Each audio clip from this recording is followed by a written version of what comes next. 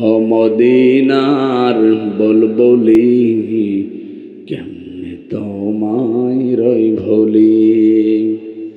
রাত কাটে আর দিন কাটে তার বেদনার ফুল তুলি কেমনে তোমায় রই ভুলি।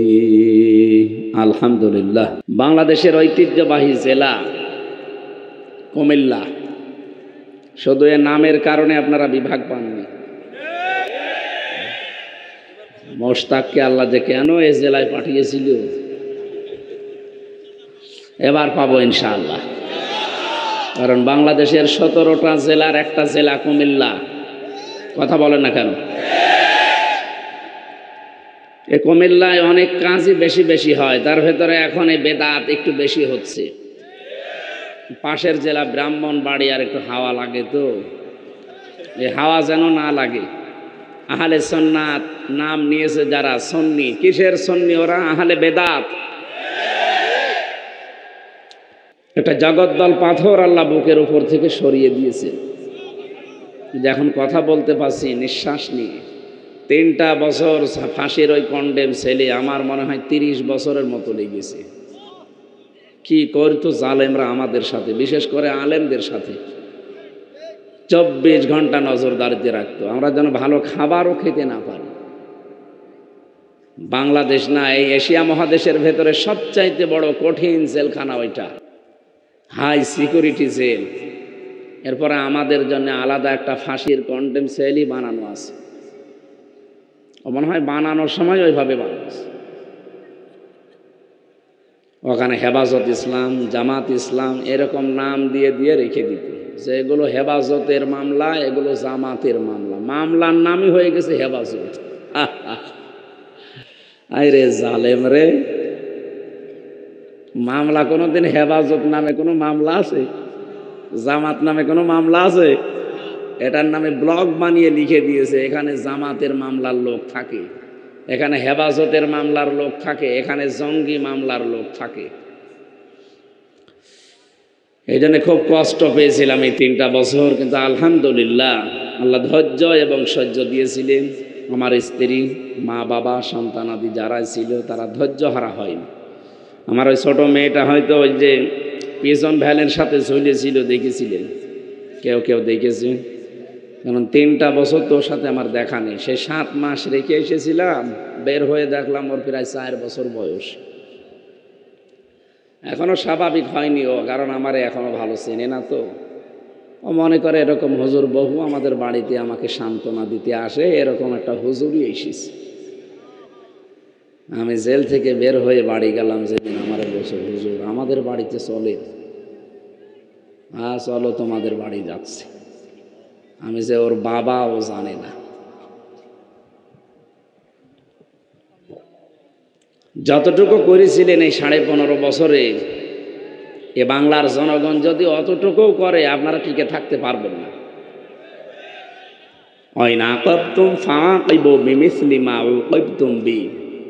যদিও প্রতিশোধ নেওয়া হারাম না, জায়েজ আছে। যতটুকু আপনি অত্যাচারিত হয়েছেন অতটুকু প্রতিশোধ নিতে পারবেন। কে বলছে? আমার কাছে এখন আপনি অনেকে মাফ চায়। ওই যে মামলার আয়ু থেকে শুরু করে যারা ছিল দায়িত্বে, হুজুর মাফ করে দিয়ে। আরে ভাই মাফ তো করব, আপনি আমার টাকা ফেরত দেবেন তো। আমারে ধরার পরে আপনি বিনা কারণে আমার বাবার কাছ থেকে যে এতগুলো টাকা নিলেন 3টা বছরে, যে খালি ভয় দেখাতে, যদি টাকা না দেন 10 লাখ তাহলে কিন্তু 50টা মামলা দেব। গ্রাম্য মানুষ তো বাবা, কৃষক মানুষ, ও সেই বেঁচে যেখানে যা বিক্রি আছে বলে এই নিন, একবারে 8 লাখ দিয়ে দিয়েছে। তা আমি বলেছিলাম আমি মাফ করতে পারি, আমার টাকা ফেরত দেন। আমার 30 লাখের ওপরে টাকা নিয়েছেন। আমি আকিজ গ্রুপে চাকরি করতাম, সেখানেও টাকা নিয়েছেন প্রায় 32 লাখ। ওই টাকাগুলো ফেরত দেবেন, আর আমার মতো ফাঁসির কন্ডেম ছেলে 3 বছর থাকবেন, আয়না ঘরে থাকবেন 10 দিন, এরপরে মাফ করে দেব। এখন আর কল দেয় না, ও জানে যে ও হুজুরের কাছে মাফ চেয়ে মনে হয় আর মাফ হবে না। আমি আস্তাগফিরুল্লাহ পড়ি, আস্তাগফিরুল্লাহ মাফ হবে? আপনি কি আল্লাহর কাছে দোষ করেছেন যে আস্তাগফিরুল্লাহ পড়বেন?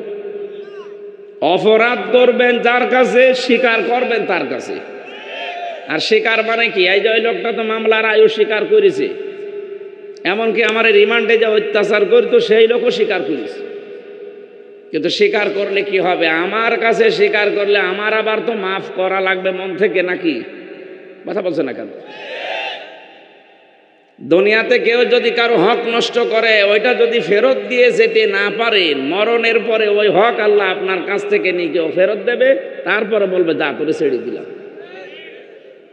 এই জন্য 15.5 বছরে যার কারণে অনেকেই ঘুমাতে পারে নাই ঘরে, অনেকেই মিথ্যা মামলার আসামি হয়ে মিথ্যা সাক্ষী দিয়ে তার জীবনটা নষ্ট করে দিয়েছেন। আপনার কারণে ওই লোকটা চাকরি পায়নি, এই কথা বলছেন না কেন?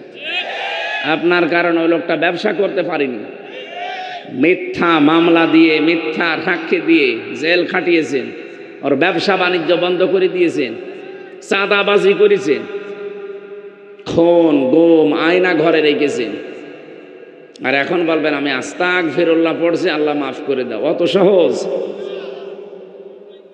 যার কাছে যা করেছেন মাফ যদি পেতে চান তার কাছে যে স্বীকার করে, স্বীকার করার পরে সে যদি বলে হ্যাঁ আমি মাফ করতে পারি, আমার ক্ষতিপূরণ দিন। এই যে আমি বলছি আমার 32 লাখ টাকা 30 লাখ ফেরত দেন, আর আমার আকিস গ্রুপের 32 লাখ, এই 62 লাখ টাকা ফেরত দিয়ে দেন, আমি মাফ করে দেব। যতদিন ওনারা যারা জড়িত ফেরত না দেবে, এই কাউন্টার টেররিজমে আসাদুজ্জামান আসাদ বলে একজন শয়তান ছিল, শেখ ইমরান ছিল, এই চট্টগ্রামের একজন ছিল আতিকুর রহমান ভইয়া, এরপরে মিজানুর রহমান মামলার আয়ু, যতগুলো মানুষ জড়িত প্রত্যেকেই এই টাকার ভাগ পেয়েছে।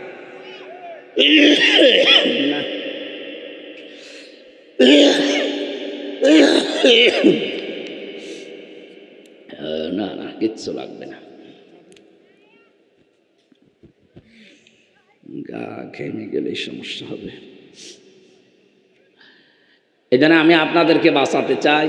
15.5 বছরে যারা জুলুম করেছেন আপনাদেরকে বলছি, এটা রেকর্ড হচ্ছে, সারা বাংলাদেশে যাবে। যারাই শুনছেন যদি সত্যি মাপ পেতে চান, অপরাধ যার কাছে করেছেন তার কাছে যে স্বীকার করেন তার ক্ষতিপূরণ দিয়ে দিন। মাল তো কম কামাননি, কথা বলছেন না কেন? 15.5 বছর কম কামিয়েছেন, যা কামিয়েছেন দিয়ে দিন। এই আগস্টের মনে হয় 1 তারিখের দিকে একটা মাহফিল ছিল, আমার হতে দেয়নি যদিও জালেমরা, বগুড়াতে, যে ওসি আমার মাঠের ভেতর দিয়ে তাড়িয়েছিল, 2 কিলোমিটার শুধু ধানের জমির ভেতরে তাড়িয়েছে, পা মা কেটে ধরতে পারেনি। এরপরে ওখান থেকে চলে আসলাম, 5 তারিখে স্বাধীন হয়ে গেল, ওর নামে বিভাগীয় মামলা হয়েছে, ওরে ওখান থেকে ট্রান্সফার করে দিয়েছে একেবারে সেই খাগড়াছড়ি বান্দরবন। সেদিন আমি বসে আছি সিরাজগঞ্জে, দেখে উনি এসেছে রাত 2টার সময়, আমি চা খাচ্ছিলাম, এসে বলছো হুজুর আমারে মাফ করে দিন। কে আপনি? বলছে আমি ওসি আজাদ। তোমাকেই তো খুঁজছি, এদিকে আস, তোমার এই খুঁজছে বাংলাদেশ, কোথায় এখন কোথায় আছেন? বলছে ওই সেই খাগড়াছড়ি বান্দরবনে, আমার এই কক্সবাজার ওই দিকে দিয়েছে, এই দিকের মানুষ চিনে ফেললে আমার পিটাবে, কিন্তু এমন জায়গায় দিয়েছে কেউ যেন না আসেনি। কেন এখানে কি? আমি মাফ চাইতে আসলাম, আপনি এক মাহফিলে আমার নামে বদদোয়া করেছে, মানুষ আমারে খুঁজে বেড়াচ্ছে। হ্যাঁ মাফ করতে পারি তো, আমার গাড়িটা যে আপনি আটক করেছিলেন আমাকে না পেয়ে, সব ঠিক ছিল, আমার গাড়ির কাগজপত্র একেবারে রোড পারমিট সব, ড্রাইভারের ড্রাইভিং লাইসেন্স ঠিক আছে, অথচ সেই রাতে আমার ড্রাইভারকে, গাড়িতে একজন ছিল তাকে আটক করে 1,13,000 টাকা নিয়েছি। বগুড়ার মাওলানা আব্দুল বারি সাহেব আমার সাথে ছিল।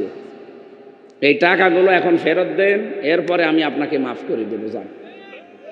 বলছো হুজুর আমার কাছে টাকা নেই। না, তাহলে মাফ হবে না। টাকা নেই মাফ কিসের? আপনাকে 7 দিন সময় দিলাম, টাকা দিয়ে যাবেন, এরপরে আপনাকে মাফ করে দিলাম। টাকা ফেরত দিয়েছে 1 লাখ, আর 13,000 বলছে মাফ করে দিয়েন, মিষ্টি খেয়েছি, যা তোরে মাফ করে দিলাম। পুলিশের কাছে যে টাকা ফেরত পাওয়া যায় এটা মনে হয় বাংলাদেশের ইতিহাস। এখন আমি চাই যে আমার ওই টাকাগুলো যেন ফেরত দেয়। কথা বলেন না কেন? তাহলে মাপ পাওয়ার পদ্ধতি কি বুঝেছেন আপনি? অপরাধ যার কাছে, ক্ষমা চাবেন তার কাছে। বাংলাদেশের মানুষের স্বভাব পাল্টিয়ে গেছে, এরা এই দেশে জমি জায়গা টাকা পয়সা আত্মসাৎ করে আর কাবার গিলাপ ধরে কাঁদে। আরে ভাই, আপনি কত দূর থেকে কাঁদছেন? বাংলাদেশ থেকে 6,500 কিলোমিটার দূরে কাবা শরীফ। ও দোষ করে বাংলাদেশে, মাফ চাই কনে? এটা পাগল না? কাবা শরীফের কাছে আপনি অপরাধ করেছেন যে ওখানে যাচ্ছেন? আপনি তো অপরাধ করেছেন হামজার কাছে। এক কথা বলছেন না কেন? আপনি অপরাধ করেছেন হামজার বর কাছে। আগে এদের কাছে যে বলেন যে এই করেছি, আমি নষ্ট করে ফেলেছি, এখন আপনি কি করবেন? যদি এরা বলে যে তোকে 2টা করে লাথি দেব, তুই 2টা করে লাথি খাবি। এই জন্য বিশাল একটা পাথর যে বুকের উপর দিকে নেমে গেছে, দুনিয়ায় আর কিচ্ছু যদি না পায় তাও আলহামদুলিল্লাহ। অন্তত যে কথা বলতে পারছি, এটা যে কত বড় নিয়ামত আমরা টের পাচ্ছি। আপনি টের পাচ্ছেন না? যারা ভুক্তভোগী আমরা টের পাচ্ছি। এ কথা বলেন না কেন? খালাকাল ইনসান আল্লামাহুল বায়ান। আল্লাহ তাআলা বলেন, আমি মানুষ বানিয়েছি আর মানুষকে আমি কথা বলা শিখিয়েছি।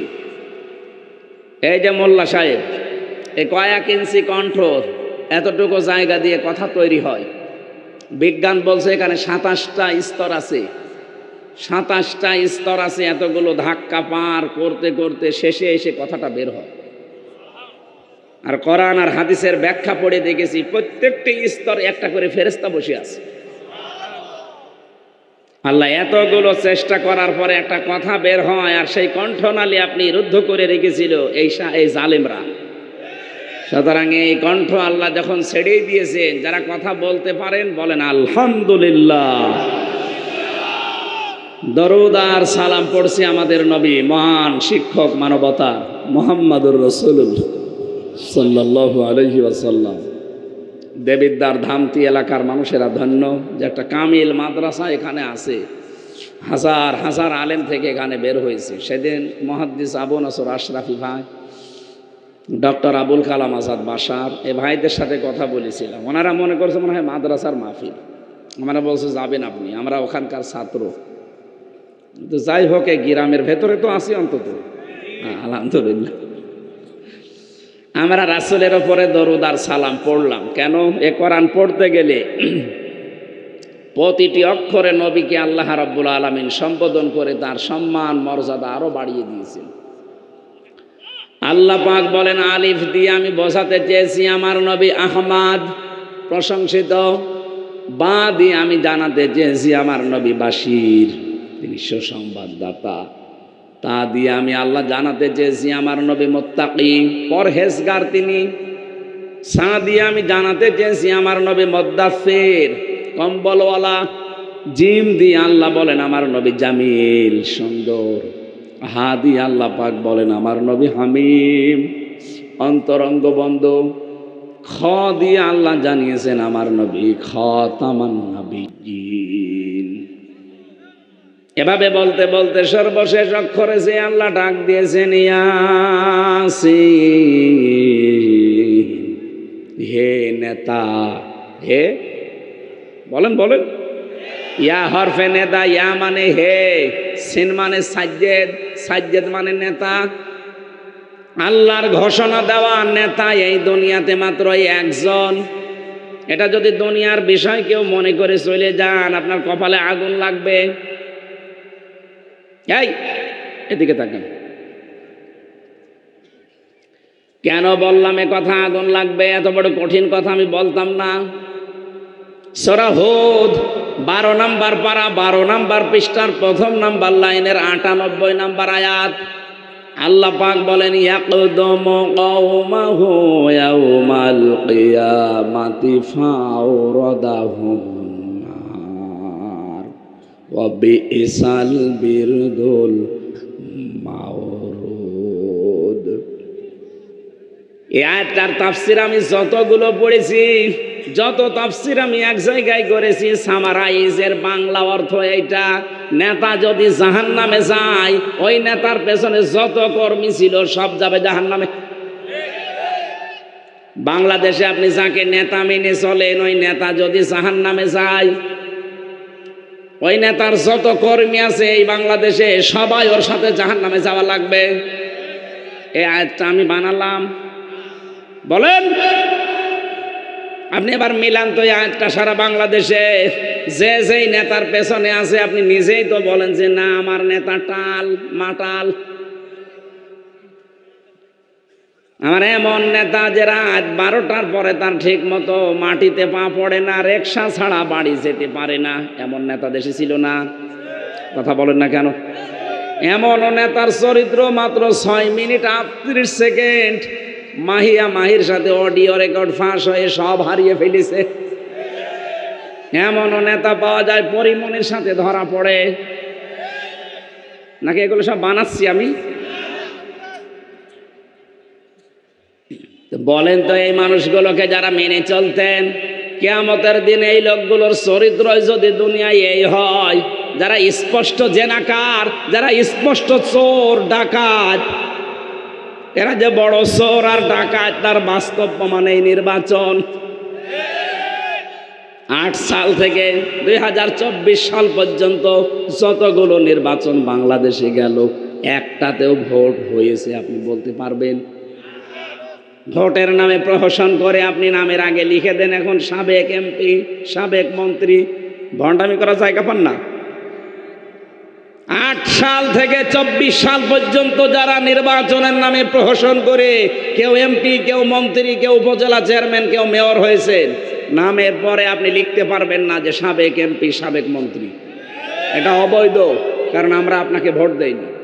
হ্যাঁ, কথা বলছেন না কেন? আপনি এতটুকু লিখতে পারেন পোস্টারে যে সাবেক চোর, সেটা সত্য, সেটা লিখবেন।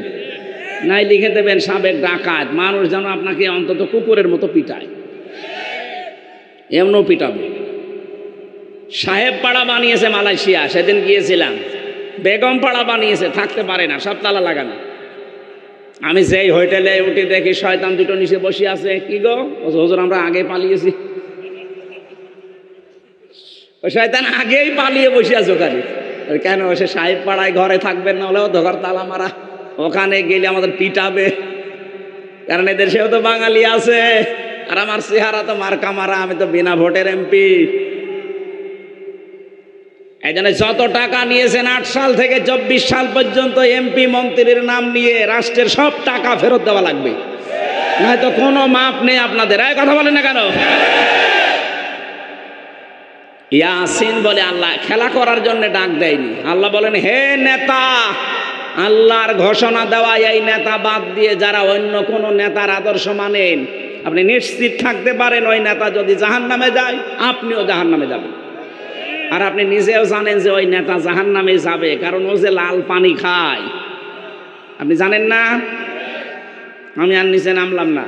বলেন দলিল, বলেন দলিল। এই যে আয়াত পড়লাম এর পরের আয়াত, সূরা নিসার 59 নম্বর আয়াতের দলিল, ইয়া আইয়ুহাল্লাযীনা আমানু আতিউল্লাহা ওয়া আতিউর রাসূলা ওয়া উলিল আমরি মিনকুম।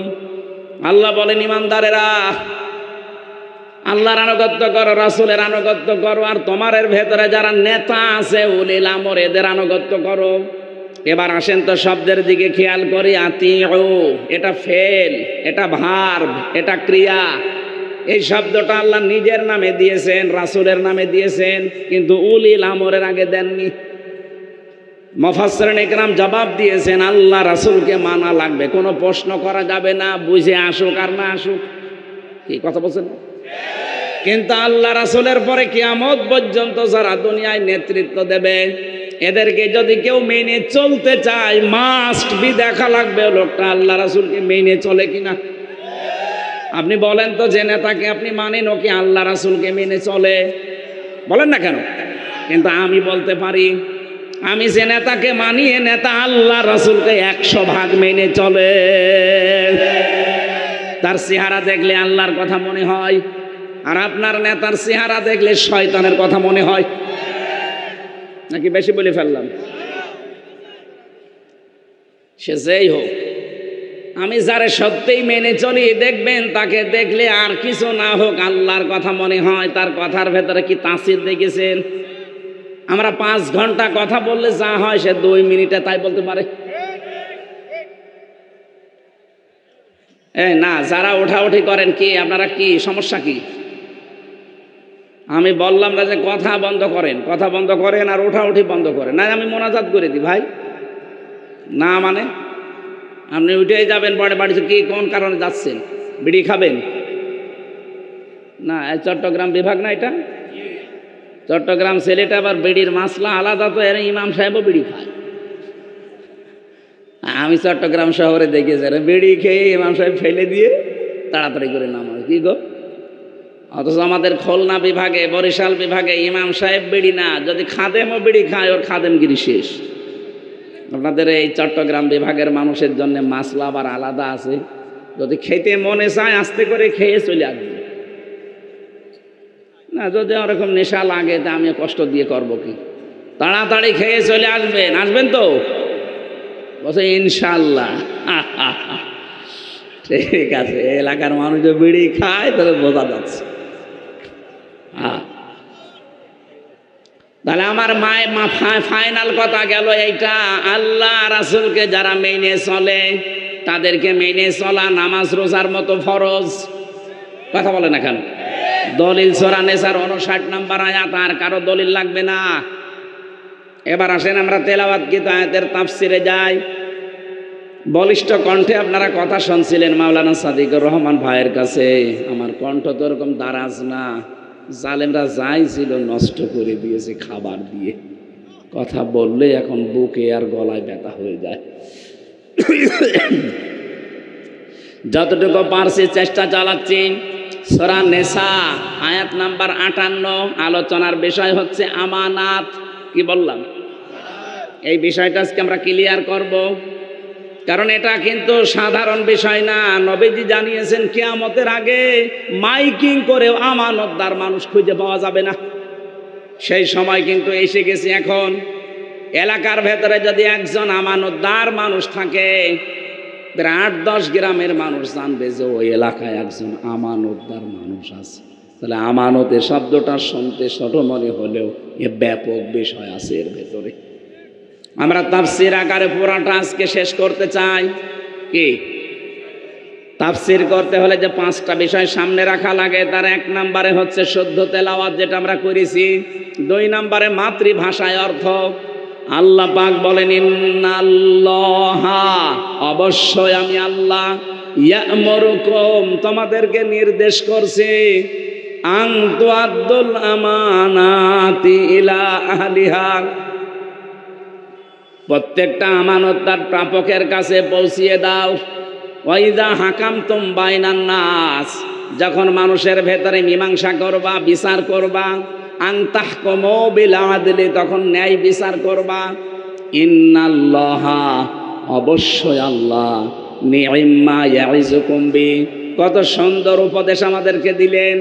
ইন্নাল্লাহা কানা সামিআন বাসীরা, অবশ্যই আমার আল্লাহ সব শোনেন এবং সব দেখেন। এটা ছিল মাতৃভাষায় অর্থ। এবার আমরা ইতিহাসের দিকে যাচ্ছি। ঐতিহাসিক প্রেক্ষাপট যেটা বলে তাফসীর ইবনে কাসির থেকে শোনাচ্ছি। ঐতিহাসিক প্রেক্ষাপটের ভেতরে শানে নজুলের ভেতরে পেয়েছি, নবীজি যখন মক্কায় প্রবেশ করলেন, মক্কা নিজে 7 পাক দিলেন কাবা শরীফকে, উঠের উপরে চড়া অবস্থায়।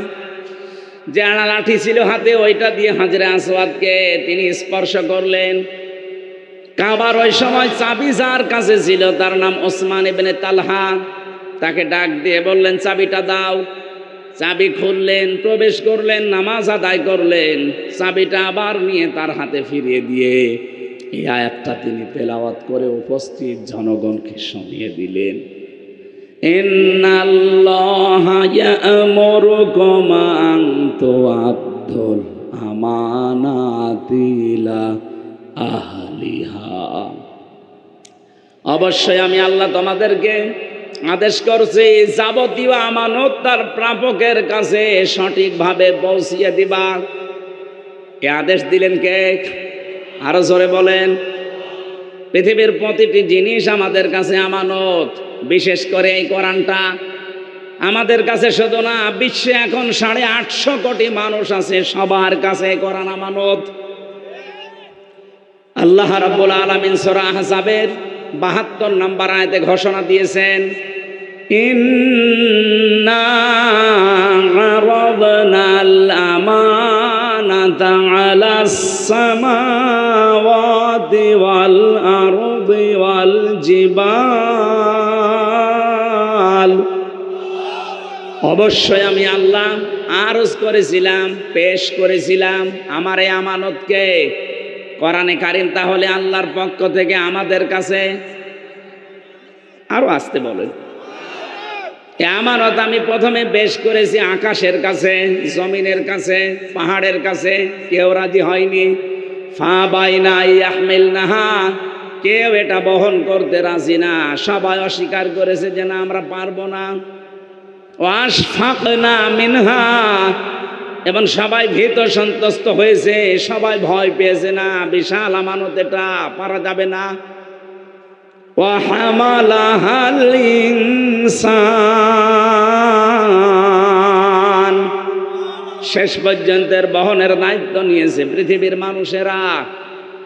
এই জন্য কোরআনে কারিম শুধু মুসলমানদের জন্য না, হাদা বায়ানুল লিন্নাস হুদাল লিন্নাস, মানুষ পদ পাচ্ছে আমরা যারা বিবেচিত, তাদের সবার জন্য আল্লাহর এই কোরআন আমানত, এটা রক্ষা করা লাগবে।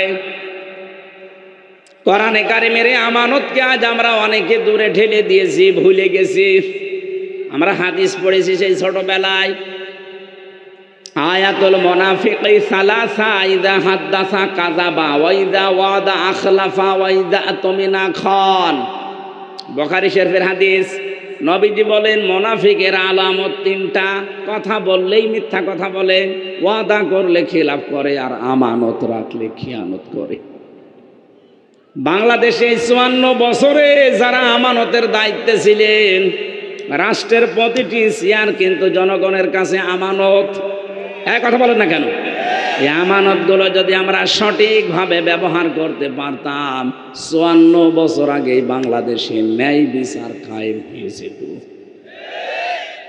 আমানতের সাথে ন্যায় বিচারের সম্পর্ক কি দেখেছেন? আল্লাহ পরের শব্দে ওয়াইদা হাকামতুম বাইনান নাস আন তাহকুমু বিল আদলি দিয়েছেন।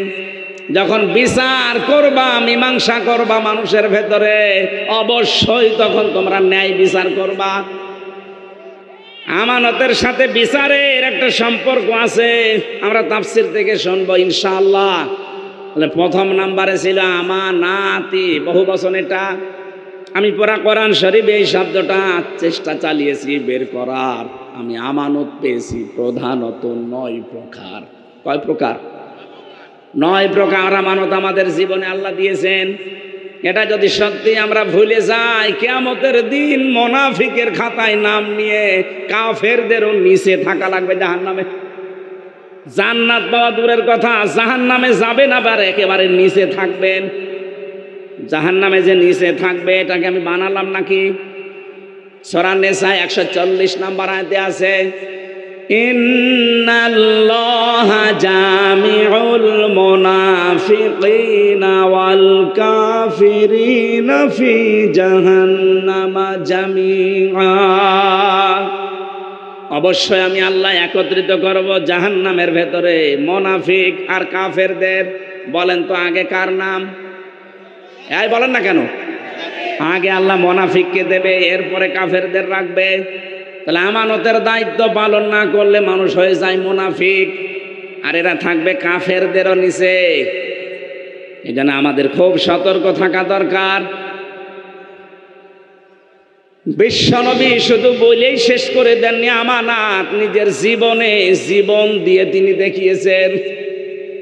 হিজরতের রাতে চারিদিকে তার বাড়ি 22 জন কাফের ঘিরে ফেলেছে।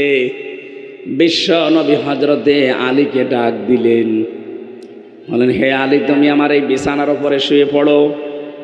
এই বিছানার উপরে তুমি শুয়ে পড়ো। ওই যে টোপলাগুলো দেখতে পাচ্ছ, এর ভেতরে ওই কাফেরদের সম্পদ, সব নাম লেখা লেখা আছে। আমি এখন আল্লাহর নির্দেশ পেয়েছি, এই মুহূর্তে আমি এখন মক্কা ছেড়ে চলে যাচ্ছি মদিনায়। তোমাকে আমি আদেশ দিলাম সকালবেলা এই বিষয়গুলো তার বাড়িতে আমানতটা পৌঁছিয়ে দেবে, আর 3 দিন পরে আমার সাথে মদিনায় সাক্ষাৎ করবে। একটু চেষ্টা করেন তো এখান থেকে বোঝার। যেখানে জীবন মরণ নিয়ে টানাটানি, যারা তাকে হত্যা করবে তারা বাড়ির চারিদিকে দাঁড়িয়ে আছে। আমাদের দেশের নেতারা যারা পালিয়েছে, চিন্তা করেন তো এরকম অবস্থা হলে কি করত। যারা 2 বোন চলে গেল তাদের রিপোর্ট বেরিয়েছে না আমার দেশে? এই কথা বলছেন না কেন? যাবার সময় 14টা সুটকেস নিয়ে গেছে। যাওয়ার সময় একটা কথা কারো সাথে বলে নাই, শুধু পাইলটকে বলেছে বাক্সগুলো উঠেছে, বলে হ্যাঁ চলো। আপনিও নেতার দাবি করেন, মাঝে মাঝে বলতো আমি যদি না থাকি এদেশ অন্ধকারে ডুববে। কই আপনি তো নেই, অন্ধকারে তো নেই আমরা। এটা বদ্ধ পাগল, মাথা খারাপ। 14টা বাক্স সুটকেস নিয়ে চলে গেলেন, কাউকে একটা কথাও বললেন না। আর নবীজি বলেছেন এই যে জনগণের আমানত এগুলো, ওরা আমাকে হত্যার জন্য এসেছে। আলী, আমার এই বিছানার উপরে চাদর মোড়া দিয়ে থাকো, সকালবেলা ওরা যখন এসে আমাকে পাবে না তোমাকে পাবে, তখন আগে আগে এই নাম দেখে দেখে এগুলো পৌঁছিয়ে দেবে। কারণ আমানতের দায়িত্ব পালন না করলে আমার আল আমিন নামের কলঙ্ক হয়ে যাবে। পৃথিবীর মানুষেরা কার পেছনে ঘোরেন, কার নাম বলেন আপনি? তাকান এই লোকটার দিকে, জীবন মরণ নিয়ে যেখানে টানাটানি নিজের জামাইকে রেখে যাচ্ছে মরণের বিছানায়, তারপরও যেন আমানতের দায়িত্ব ভুলে না যায়।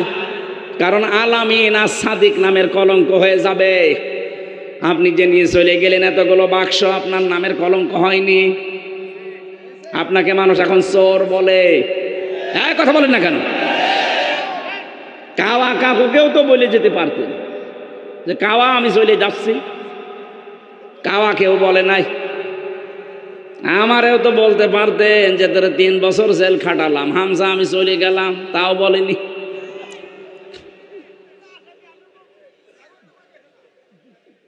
আপনি বলেন তো আপনি কার নাম করেন? আপনি মানুষ, নিজে বলেন আপনি মানুষ, কার নাম করেন আপনি? আমি এমন জনের নাম বলছি যে লোকটা নিজের জামাইকে মরণের বিছানায় রেখেছেন, আমানত বলেননি। আজ বাংলাদেশের যারা দায়িত্বে আছে, ছিল এতদিন 54 বছরেরা যদি এই সেন্স নিয়ে আমানত পালন করতো, এদেশে কোনো মানুষকে যাকাত দেওয়া লাগতো না, তার বাড়িতে এসে দিয়ে যাওয়া লাগতো। আর যাকাতের টাকা নিতে গিয়ে 3-4 জন পাড়া খেয়ে মরে যায়। অফি আমওয়ালিহিম হাক্কুল লিসাইলি ওয়াল মাহরুম। আল্লাহ রাব্বুল আলামিন বলেন ধনীদের সম্পদের ভেতরে গরিবের হক আছে। এই হকগুলো যদি এই 54 বছরে আমরা দেখতে পেতাম, এ দেশটা কিন্তু এই বৈষম্য থাকতো না। একজন থাকবে 50 তলায়, একজন গাছ তলায় জায়গা পাবে না, এর নামই তো বৈষম্য। এই বৈষম্য দূর করার জন্য শেষ পর্যন্ত এই 24 সালে এসে এই ছেলে মেয়েরা জীবন দিয়ে দিল। যে 9টা দফা আছে, 9টাই কোরআন কেন্দ্রিক। 1 নম্বরে তারা বলেছিল উই ওয়ান্ট জাস্টিস, আমরা ন্যায় বিচার কায়েম করতে চাই। কথা বলে না কেন? 2 নম্বরে তারা বলেছে আমরা মানবাধিকার চাই, ওয়াল ইহসান। 3 নম্বরে তারা বলেছে আমরা বৈষম্য দূর করতে চাই, ওয়া ইতাইদিল কুরবা। এই আয়াতের ব্যাখ্যা আমি 9টায় পেয়েছি পড়া কোরআন শরীফে। আমানতের গুরুত্বপূর্ণ বিষয় যেহেতু সামনে আসবে, আমরা এখন থেকে প্রস্তুতি নেওয়া আরম্ভ করি। বিশ্বনবী চলে গেলেন, হযরতে আলী সকালবেলা ওরা এসে বিছানায় পেয়েছে। একজন বলে দাও কোপ, আর একজন বলে দাঁড়া। পেয়ে তো গেছি যখন, আগে একটু মুখটা দেখে নি, ভালো করে মারা যাবে।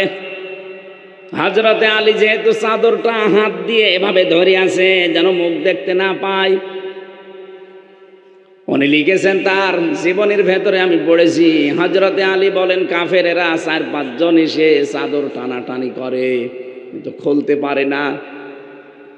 এত টানাটানি, 22 জন কাফের একবারে চেষ্টা করেছে চাদরটা তুলে ফেলার, পারে নাই। আমার তো মনে হচ্ছে তামাম পৃথিবীর সব কাফেররা আসলেও আমার চাদর তুলতে পারতো না। মনের ভেতরে হঠাৎ ভয় চলে এসেছে আমার, আমি যদি এখনো ধস্তাধস্তি করি আমার উদ্দেশ্য ছিল ওরা যতক্ষণ এখানে আমার সাথে জ্ঞানজাম করবে, আমার সাথে কথা কাটাকাটি করবে, যতক্ষণ সময় এখানে ব্যয় করবে, এই সময়ের ভেতরে আমার নবী অন্তত 2 কদম হলেও মদিনার দিকে এগিয়ে যাবে। আল্লাহর নবীকে তারা এগিয়ে দেওয়ার জন্য নিজের জীবন কোরবান দিচ্ছে, নিজের জীবনের উপরে রিস্ক নিচ্ছে। আর আমরা আল্লাহর নবীর আদর্শ সামনে ভুলণ্ঠিত হচ্ছে। কথা বলছেন আমার? নবীজির আদর্শ আমাদের সামনে ভুলণ্ঠিত হচ্ছে, একটা কথা দিয়ে আমরা প্রতিবাদ করতে পারি না। আর তারা জীবনের উপরে রিস্ক নিয়ে দাঁড়িয়ে আছে যে নবীজি এগিয়ে যাক। শেষ পর্যন্ত চিন্তা করলেন, যদি ওরা এখন আমাকে কোপ দিয়ে মেরে ফেলে, এরপরে তো আমি নিথর হয়ে যাব, আমার মুখটা দেখে দেখবে না এ তো মোহাম্মদ না, তখন ওরা ঠিক খুঁজতে বের হয়ে যাবে। আমার আর দেরি করা ঠিক না। তিনি চাদরটা ছেড়ে দিলেন, ডাক দিয়ে বললেন, মোহাম্মদ কই? বলে, আমি জানি না। জানিস না মানে? হ্যাঁ, আমি সত্যিই জানি না কোথায় গেছে, এটা আমাকে ওইভাবে বলে যায়নি। উনি বলেছে আমাকে, কিন্তু এখন আমার বলা সম্ভব না। আমাকে যেটা বলেছে আমি ওই কাজ করতে রাজি আছি। কি বলেছে? এই যে টোপলাগুলো দেখতে পাচ্ছেন, এগুলো আপনাদেরই। আপনারা নিজেদের মাকে বিশ্বাস করেন না, নিজেদের নেতাকে বিশ্বাস করেন না, বউকে বিশ্বাস করেন না, অথচ মুহাম্মদ রাসূলুল্লাহর কাছে আমানত রেখে যেতেন। এই যে এগুলো নাম লেখা আছে, নিয়ে যান। দিয়ে দিলেন। বলেন তো আপনি কোথায় আছেন? এত বড় কঠিন মুহূর্তেও তিনি আমানতের দায়িত্ব ভোলেননি, নিজের জামাইকে মরণের বিছানায় রেখে যাচ্ছে। আর আমরা আমাদের জীবনের কোন আমানত পূরণ করেছি? সন্তানাদিগুলো আল্লাহ আমাকে দিয়েছে, এগুলো আমার আমানত। এগুলো কি আমানত না? কি ব্যবহার করছেন আপনি তার সাথে?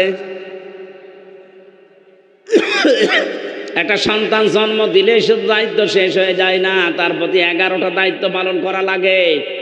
এটা আপনার কাছে আল্লাহর পক্ষ থেকে আমানত।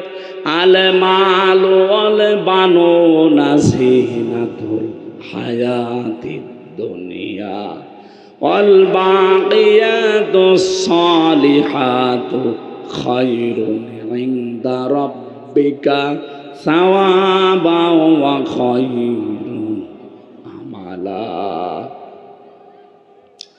রব্বুল আলামিন বলেন, মাল সম্পদ, ছেলে মেয়ে, এগুলো তোমাদের জন্য আল্লাহর পক্ষ থেকে দুনিয়ার সম্পদ। এগুলো যদি নেককার বানাতে পারো, এগুলো যদি সৎ এবং নেককার বানিয়ে রেখে যেতে পারো, কিয়ামতের দিন এইটার দ্বারাই তোমাকে আমি আল্লাহ জান্নাতে দেব। এমন সন্তান রেখে গেলেন যে সন্তানের কারণে এখন সারা জীবন গাল খেয়ে মরা লাগে। এরকম সন্তান নেই? আমরা যারা এখানে মার বাবা আছি, বড় ভাই আছি, আমাদের দায়িত্ব হচ্ছে যারই সন্তান হবে তার প্রথম দায়িত্ব তার একটা সুন্দর অর্থবোধক নাম রাখা। শুনতে মনে হচ্ছে ছোট, এ নাম আর কি না, এটা অনেক বড় দামি জিনিস। প্রতিটি মানুষের জীবনে নামের একটা প্রভাব পড়ে। আপনি যে নাম রাখবেন দেখবেন ওই নামের প্রভাব তার জীবনের উপরে পড়বে। সবচাইতে বড় বিষয়, কিয়ামতের ওই কঠিন ময়দানে আল্লাহ যখন মাফ করার জন্য আর কিচ্ছু পাবে না, তখন আপনার নামটা দেখে হলেও মাফ করে দেবে। আপনি এমন নাম রেখেছেন যে নামের অর্থ জাহান্নামের সাথে মিল আছে। কুষ্টিয়ার বড় বাজারে একজনের দোকানের নাম দেখলাম মিহাদ স্টোর।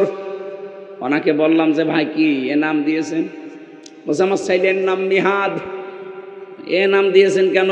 বলছে হুজুর কেন, কোরআন শরীফে পেয়েছি বিসাল মিহাদ।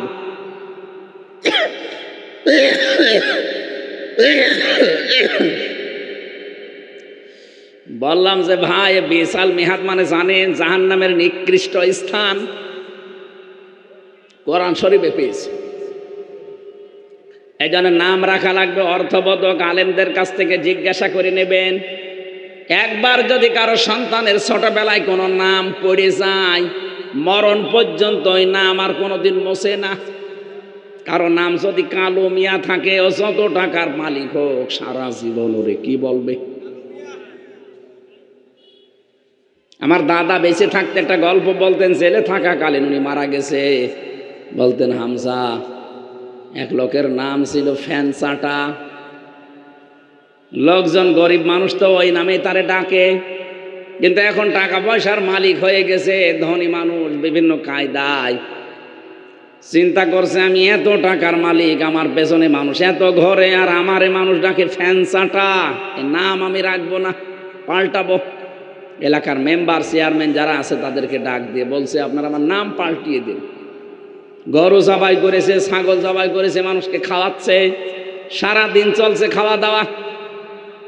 চেয়ারম্যান সাহেব মাইক হাতে নিয়ে বলছে ভাইরা আমার, বোনেরা আমার, এই লোকটা গরিব মানুষ ছিল, নাম ছিল ফ্যানসাটা, এখন ধনী হয়ে গেছে, এর একটা সম্মান আছে, আজকে আমি এর নাম পরিবর্তন করে দেব দায়িত্বশীল হিসাবে, প্রতিনিধি আমি, এই কারণে আজকে থেকে এর নাম আমি পাল্টিয়ে দিলাম মধুচাটা। লোকজন শোনার পরে লোকটা মাইক হাতে নিয়ে বলছে ভাইরা আমার, বোনেরা আমার, আমার গরু ছাগলও গেল, লোকজনও খেলো, আমার নামেরও পরিবর্তন হইল, ওতে নাম থেকে ওই চাটাটা আর গেল না, আগে ছিলাম ফ্যান চাটা, এখন হলাম মধু চাটা। বাবা মা যারা আছেন, এটা হাসির খোরাকি না, এটা চিন্তার খোরাকি, এমন নাম রেখেছেন। একজনের নাম শুনেছিলাম কুকু, ওর দাদি দাঁত নেই তো ডাকছে এই কুকুর। আপনি কেমন নাম রেখেছেন? আমারও নাম কিন্তু আমি পাল্টিয়েছি। কারো নাম যদি এরকম ওলট পালট থাকে যেটার কোনো অর্থ নেই, আমার নাম ছিল রানা, না এটা হিন্দুদের। আমার দাদা ওই সময় রেখেছিল, আওয়ামী লীগের লোক, আর দিন ইসলাম বোঝে না, ওই রেখেছিল ওই সময় ওই নাম। পরবর্তীতে মাদ্রাসায় দিয়েছে আমার বাবা, আমার চাচা, আমি নামটা পাল্টিয়ে প্রিন্সিপালকে বললাম পাল্টিয়ে দিন, উনি পাল্টিয়ে দিল আমির হামজা। আপনাদের নাম যদি এরকম ওলট পালট কারো থাকে, হিন্দুদের নামের সাথে খ্রিস্টানদের নামের সাথে মিল আছে, নামটাই পাল্টিয়ে ফেলবেন, নামটা পাল্টিয়ে আপনি ইসলামী অর্থবোধক নাম রাখবেন। এটা বাবার দায়িত্ব ছিল, হয়তো পালন করেনি তারা, আপনি নিজে করবেন। 11টা দায়িত্ব বলতে গেলে আমার আসল কথা হবে না, আপনারা দেখে নেবেন, এই আয়াতের তাফসিরের ভেতরে আছে। তাহলে সন্তানাদি আমাদের জন্য আমানত, স্ত্রী আমাদের জন্য আমানত, অথচ স্ত্রী নিয়ে আসার আগে আমরা আমানতের খেয়ানত করে বসে আছি। এলাকায় মাদ্রাসা, তাতে কি আমি জানি, এ মাদ্রাসার এলাকায় অনেকের বিয়ে শাদী হতে আমানতের খেয়ানত হয়েছে। আমানত হচ্ছে নিজের বাড়িতে অলিমা করা, আর খেয়ানত হচ্ছে বরযাত্রী যাওয়া। এই কথা বলছে না কেন? বরযাত্রী কোন ইসলামে আছে? কথা হিন্দুদের সংস্কৃতি, ওরা বিয়ের দিনই সব মেয়েকে দিয়ে দেয়, এই জন্যে বরযাত্রী খাওয়ায়। আপনি কি করেছেন? বরযাত্রী করেছেন না অলিমা? এখানে অলিমা করেছে কি একজন বলেন তো? একজন নেই করেছে, এই যে একজন আছে, 2 জন, তার বাকিগুলোর মনে হয় বিয়ে শাদী হয়নি, এমনি আকাশ থেকে পড়েছেন। না ভাই, আমি হাসির জন্য বলছি না, এটা ইসলাম। আজকে থেকে এখন বরযাত্রী যাওয়া বন্ধ করা লাগবে, কারণ ইসলামে এটা নেই। ইসলামে আছে নবীজি করেছেন অলিমা। কি করেছেন বলেন? বলেন। অলিমা ছেলের বাড়ি হয় না মেয়ের বাড়ি? বারবার অলিমার কথা বলছি, আমারও তো কারণ আছে, কারণ আমার ছেলে নেই, আমার মেয়ে, আমার বাঁচা লাগবে না। না ভাই, যেটা ইসলামে আছে ওইটা করা লাগবে। এই বরযাত্রী কেউ দাওয়াত দিতে আসলেও যাবেন না, এটা তার শ্বশুরের ওপরে এক প্রকার জুলুম। এত বড় একটা আমানত আপনাকে দিচ্ছে, 18 বছর, 20 বছর, 22 বছর লালন পালন করে মেয়েটা দিচ্ছে, বিশাল আমানত না? ওই মেয়ে দিয়ে কোনো দিন কি আপনার শ্বশুর শাশুড়ির কোনো উপকার হবে? সারা জীবন তো আপনার সন্তান পেটে নেবে, আপনার খেদমত করবে, মরণ পর্যন্ত আপনার বাড়িতে থাকবে। এত বড় বিশাল আমানত দিয়ে গেল, এরপরে আবার চাপ দিয়ে বরযাত্রী 200 জন খাওয়াতে হবে। কোথায় পেয়েছেন ভণ্ডামি? এটা একটা একেবারে স্পষ্ট জুলুম। এই আমানতের খেয়ানত করা যাবে না। বিশ্বনবী মুহাম্মদ রাসূলুল্লাহর জামাই ছিল। এখানে যে ওসমানের নাম বললাম, এটা ওসমান ইবনে তালহা। আর একজন নবীজির জামাই, ওটা ওসমান ইবনে আফফান রাদিয়াল্লাহু তাআলা আনহু। নবীজি তাকে 2টা মেয়ে বিয়ে দিয়েছিলেন তার কাছে, হযরতে রুকাইয়া, হযরতে উম্মে কুলসুম। একজন মরে যাওয়ার পরে আরেকটা, কিন্তু এই সংস্কৃতি বাংলাদেশ থেকে আমরা দেখতে পাচ্ছি পুরা উধাও হয়ে গেছে। এখন অনেকেই দেখছি একসাথে 4 বোন বিয়ে করে বসে আছে, অথচ একটাও মরেনি। আমার কুষ্টিয়ায় সেদিন একজন নাকি 7 বিয়ে করে বসে আছে, তারা আপনই 4 বোন। 4 বোন আপন, আর বাকি 3টা 7টা নিয়ে উনি মহাসুখে নাকি দিন কাটাচ্ছে। জবাই করা দরকার শয়তানটা। আরো বিভিন্ন জেলাতে গেলে সেদিন শরীয়তপুরে একজনে কাজ করিস, একসাথে 4 বোন বিয়ে করিস।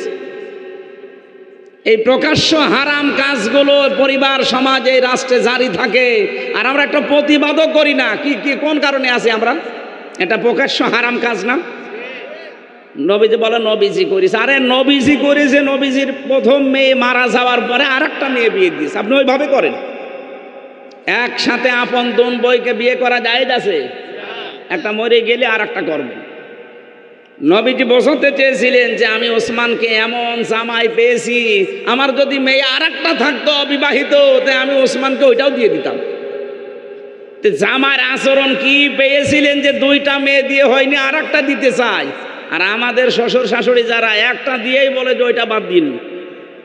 এই কথা বলছে না কেন?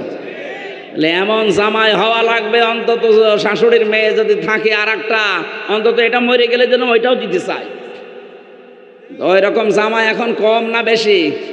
নেই, কম মানে এই জন্য টাকা পয়সা অর্থ সম্পদ দেখে শুধু মেয়ে দিবেন না, ও সারা জীবন অশান্তিতে থাকবে, কারণ ছেলে ডাইল খায়। কথা বলো না কেন? গত বর্ষা দিন রাজবাড়িতে জবাই করেছে নিজের বউকে, ডাইলের টাকা পাই, ডাইল খাবে। অথচ তার বাড়ি ঘর দেখলাম কি সুন্দর, পাকা বাড়ি, ব্যবসা করে, তো ডাইলের টাকা ছিল না কাছে, স্ত্রীকে দিয়েছে, হয়নি, জবাই করে ফেলেছে।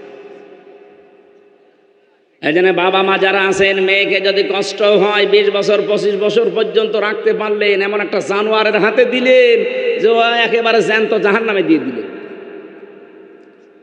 বিয়ে দেওয়ার সময় যেন খেয়াল করে দেওয়া দরকার, এটা আমার মেয়েকে আসলে দুনিয়া আখিরাত ঠিক থাকতে পারবে কিনা। ছেলেটা গরিব হোক কিন্তু কর্মঠ হওয়া লাগবে, গরিব হোক কিন্তু সৎ হওয়া লাগবে। কথা বলে না কেন? আগেকার জামানার অনেকের জীবনী পড়তাম, তারা মেয়ে বিয়ে দেওয়ার আগে চিন্তা করতো ছেলেটা কর্মঠ সৎ। আর এখন দেখে না ছেলের বাম হাতের ইনকাম আছে কিনা। তা আপনি তো নিজেই প্রথমে দেখে দিচ্ছেন যে বাম হাতের ইনকাম আছে কিনা, বল সারা জীবন মেয়েকে জাহান্নামী খাবার খাওয়াবে। বিশেষ করে মেয়েরা যারা শুনতে পাচ্ছেন বিভিন্ন জায়গায়, আপনাদেরকে আমি শক্ত হওয়ার জন্য আহ্বান করছি। আপনার স্বামী যদি বাম হাতের ইনকাম করে, খুব কড়াকড়ি করবে যে না, তোমার এই অবৈধ ইনকাম দিয়ে রান্না করে এখন আমরা খাবো, তৃপ্তি সহকারে খাবার পরে যদি সন্তানাদি পেটে আসে, ওটা তো জন্মগতভাবেই হারামজাদা হবে, হারামখোর হবে। হারামজাদা যদি নাও হয় তো হারামখোর তো মাস্ট কি হবে, কারণ আপনি তো টাকা পয়সা ইনকাম করে নিয়েছেন অবৈধ বাম হাতের ইনকাম।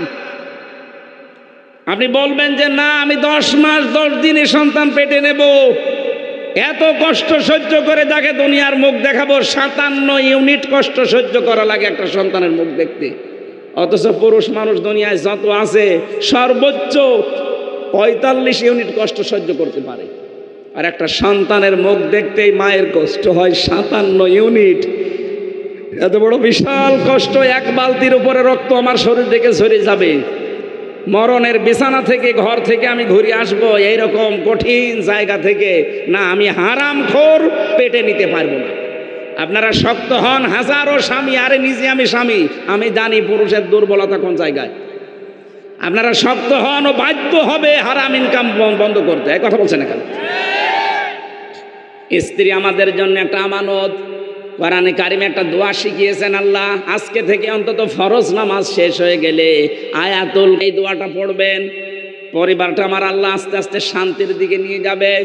রব্বানা হাবলানা মিন আজওয়াজিনা ওয়া যুররিয়াতিনা কুররাতা আ'য়ুনি ওয়াজআলনা লিল মুত্তাকিনা ইমামা। বলেন আল্লাহু আকবার। সূরা ফুরকানের ৭৪ নম্বর আয়াতে আছে, মুখস্থ করে নেবেন বাড়ি থেকে।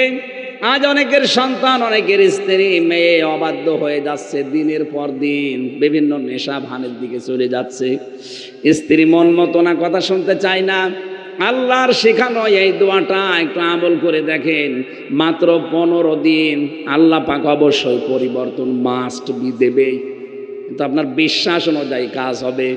কারণ আল্লাহ বলেন, আমার বান্দা আমাকে যেভাবে বিশ্বাস করে আমি তার কাছে ঠিক ওই রকমই। আপনার বিশ্বাস যদি না থাকে, হবে তো হবে তো, না হবে তাহলে একেবারে অ্যাক্টিভ হয়ে বিশ্বাস নিয়ে আমলটা করা লাগবে। আমি সহ যারা এসেছি পরিবারস্থ লোকদের জন্যে, বিশেষ করে স্ত্রী আর সন্তানের জন্যে দোয়া করার তৌফিক আল্লাহ দেন, বলেন আমিন। আমার ভাইরা, আমানতের যে বিশাল ব্যাখ্যা আমি ইবনে কাসির আর মারিফুল কোরআনে পড়েছি, এত কথা এক একটা শব্দের ভেতরে দিয়েছেন। পারিবারিক জীবন, সামাজিক জীবন, অর্থনৈতিক জীবন, রাজনৈতিক জীবন, আন্তর্জাতিক জীবন, প্রত্যেক জায়গায় আল্লাহ আমানত দিয়েছেন।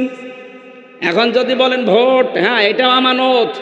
আপনি যে আমানাতি বহু বচন, তাফসিরে মারিফুল কোরআন আল্লামা শফি এই আমানত এই শব্দের ব্যাখ্যায় তিনি বাংলায় লিখে দিয়েছেন ভয়কাট্য, রায়, ভোট, সমর্থন। এটা যারা দুনিয়ার কাজ মনে করে এড়িয়ে যাচ্ছেন, আপনি কিন্তু ধরা খাবেন। মাইয়াশফা শাফাতান হাসানাতান ইয়াকুল্লাহু নাসিবুম মিনহা, সূরা নেসার 85 নম্বর আয়াত। দুনিয়ার ময়দানে কোনো মানুষ যদি একটা ভালো কাজে সমর্থন দেয়, রায় দেয়, ভোট দেয়, ওই লোকটা ভালো কাজের এই রায় পেয়ে, ক্ষমতা পেয়ে যত ভালো কাজ করবে আপনি শুধু রায় দিয়ে ওই একই সওয়াব পাবেন। সুতরাং আমরা চাই 300 এমপির 151 জন এমপি যদি কোরআন বুকে নিয়ে সংসদে যেতে পারে, এই দেবিদ্বার থেকে যিনি যাবেন উনি যদি কোরআন বুকে নিয়ে আপনার এই রায়ের কারণে, ভোটের কারণে যেতে পারে, ওখানে পৌঁছিয়ে যদি একবার বিল আনতে পারে যে আমরা নামাজের আইন চাই, স্পিকার যখন বলবে নামাজের আইন ওনারা চাচ্ছে, কারা কারা, সবাই যদি বলে হ্যাঁ, হাত যদি 151 জনের উঠে যায়, 300 জনের ভেতরে হ্যাঁ জয়যুক্ত হয়ে যাবে। পরের দিন সারা বাংলাদেশের মানুষ আযান হলে আগে মসজিদে নামাজ পড়তে যাবে। আপনি শুধু একটা ভোট দিয়েছিলেন, এই একটা ভোটের কারণে 18 কোটি মানুষ নামাজ পড়লে যে সওয়াব হয় আপনি একই সওয়াব পাবেন। এটা দুনিয়ার কাজ হয় কি করে? অমাইয়াশফা শাফাতান হাসানাতান ইয়াকুল্লাহু কিফলুম মিনহা, কোন মানুষ যদি দুনিয়াতে অন্যায় কোনো কাজে সাপোর্ট করে, ওই লোকটা অন্যায় কাজ করে যে গুনাহ হবে, আপনি সাপোর্ট দিয়ে, ভোট দিয়ে সেই গুনাহ হবে। এজন্য দুনিয়ার বিষয় না, এটা আখিরাতের বিষয়। আপনাকে আমি সতর্ক করলাম। অনেকে বলে যে ভোট ভাট কোথায় আছে, যেখানে আছে। সূরা নিসা 5 নম্বর পারার 6 নম্বর পৃষ্ঠার 5 নম্বর লাইনের 58 নম্বর আয়াতের মাঝের অংশে আছে। বাড়ি যেয়ে মিলিয়ে দেখেন, যদি না পান আমি এক্ষুনি আবার আপনার সাথে বসবো।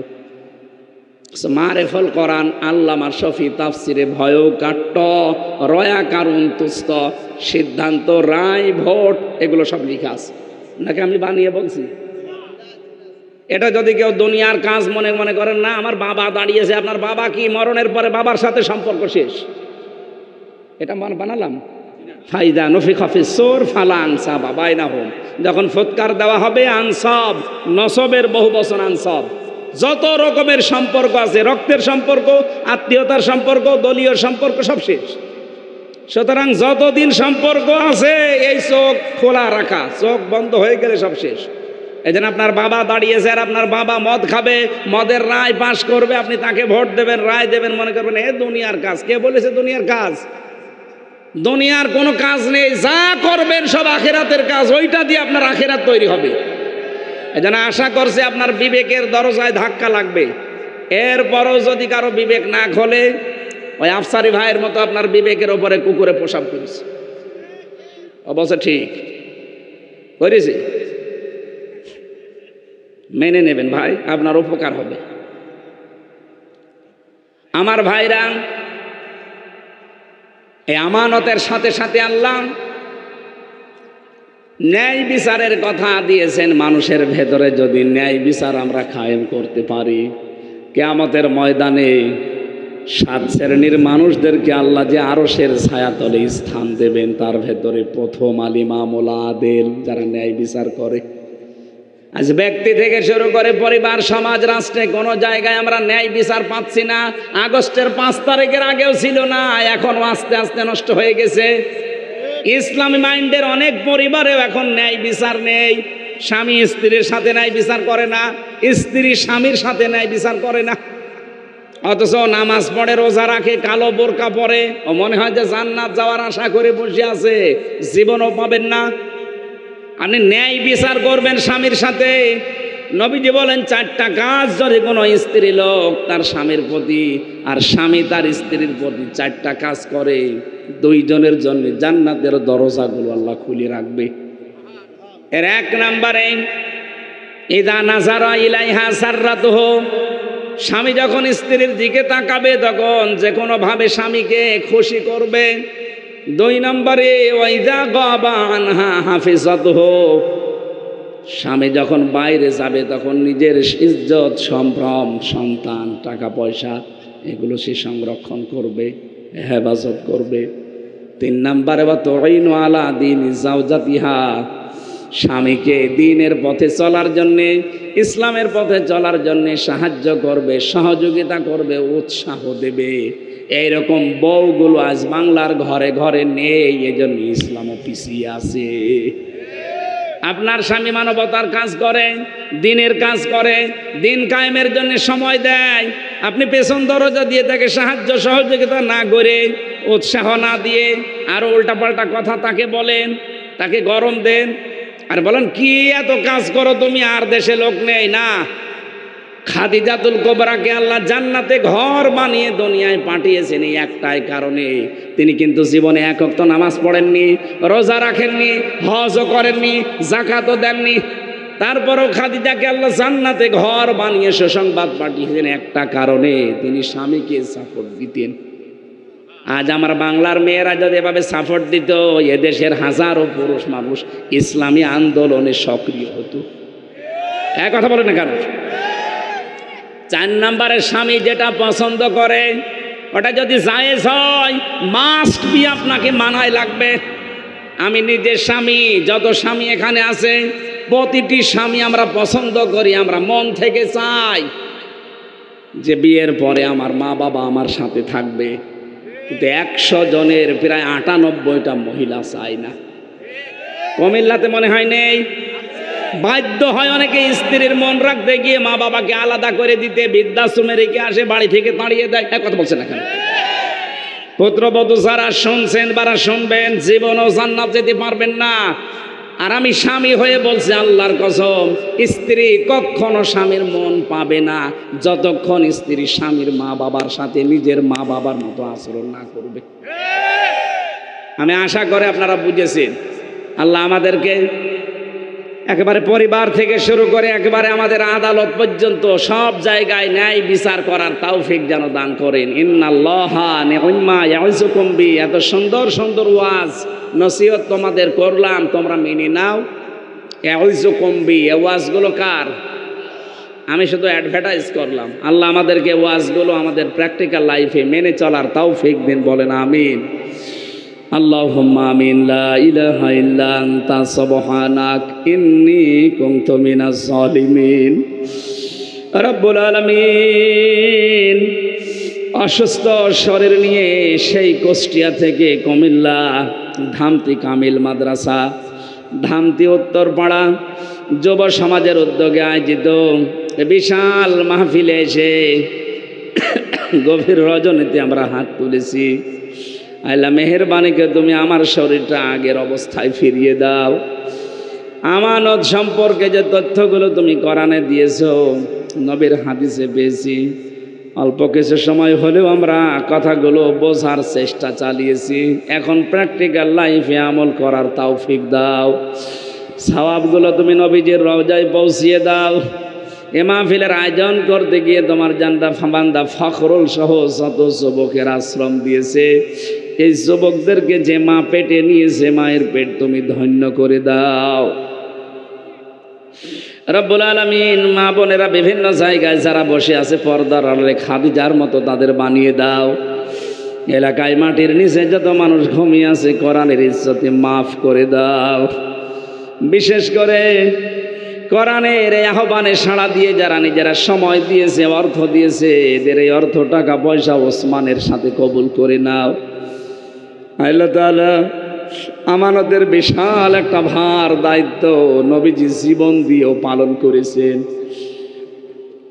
আমাদেরকেও তুমি কোরআনে কারিমের বিশাল আমানতটা পালন করার তৌফিক দাও। পাহাড় রাজি হয়নি, আসমান রাজি হয়নি, জমিন রাজি হয়নি, আমরা মানুষ, আমরা বিশাল আমানতটা কাঁধে তুলে নিয়েছি। ইন্না সানুলকি আলাইকা কাওলান সাকিলা। তুমি জানিয়েছো এটা বিশাল ভারী একটা কথা, বোঝা। এই বিশাল বোঝা মাথায় নিয়ে এই সমাজ, পরিবার, রাষ্ট্রে যেন আমরা সত্যিই মানতে পারি সেই পরিবেশ তৈরি করে দাও। রব্বুল আলামিন ধামতি কামিল মাদ্রাসা কিয়ামত পর্যন্ত এখানে কায়েম রাখো। যত আলেম ওলামা এখান থেকে বের হয়, আল্লাহ তুমি তাদেরকে ইখলাসের সাথে দ্বীনের দায়ী হিসাবে কবুল করে নাও। আল্লাহুম্মা গফিরলি ওয়ারহামনি ওয়াহদিনি ওয়াফিনি ওয়ারযুকনি ইয়া রাব্বাল আলামিন। রব্বুল আলামিন যে যুবকগুলো আজকের এই অনুষ্ঠান সাজিয়েছে, এদেরকে যে মা পেটে নিয়েছে, মায়ের পেট খাদিজার মতো বানিয়ে দাও। এদেরকে আর কোনো অবৈধ কাজে ফেলে দিও না। আল্লাহ মরণ পর্যন্ত এদেরকে তুমি দ্বীনের উপরে কায়েম এবং দায়েম রাখো আল্লাহ।